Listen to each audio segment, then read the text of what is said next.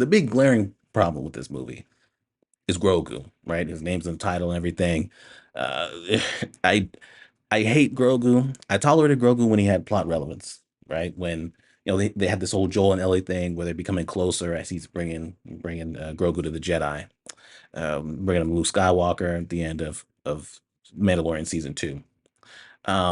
But since then, he got him back in Book of Boba Fett, and then season 3, him and Grogu are together with all this Mandalore stuff going on.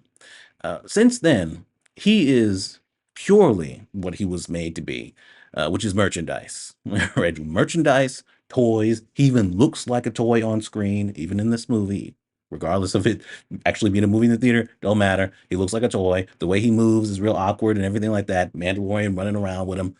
He looks like a toy, and that's by design.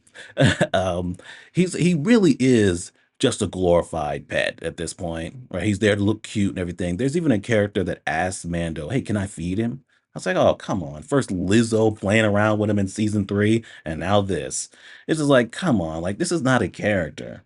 This is not a character, and I'm tired of it. You should have never got Grogu back.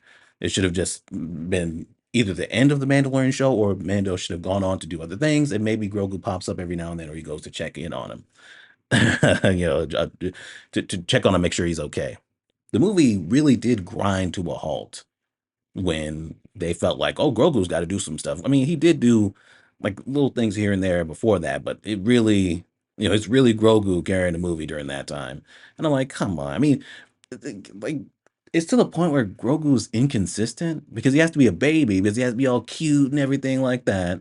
But then when he has agency to do certain stuff, then it's like, okay, he can do things. But then, oh no, he's still a baby. Like there's a point where he sticks a bomb to something and then just stands there because I guess he knows to put a bomb on something to blow it up, but not that he needs to get clear of the explosion afterward. It's just like I fucking hate this character. It's not an actual character, and if you're gonna keep going with Mandalorian, obviously you gotta still have him there, and that's the worst part about it. Like you had an out, like you gave him up, like he didn't make the decision, like oh you're gonna stay with me in season 2. He gave him up, and so it's like come on, man.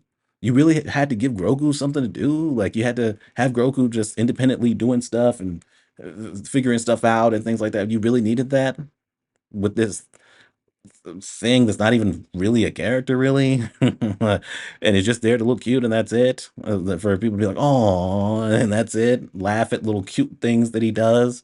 It's just like, man, I didn't like that shit, man. I didn't. I don't like it. That was easily the worst part of the movie. But other than that, I did like the movie. Like I said, it doesn't justify itself being in theater, but for the theater experience, it still was enjoyable, at least to me. So I'm gonna give it a good enough. I'm giving it a good enough. If it wasn't for the little detour we had with Grogu doing shit, I probably would have given it higher.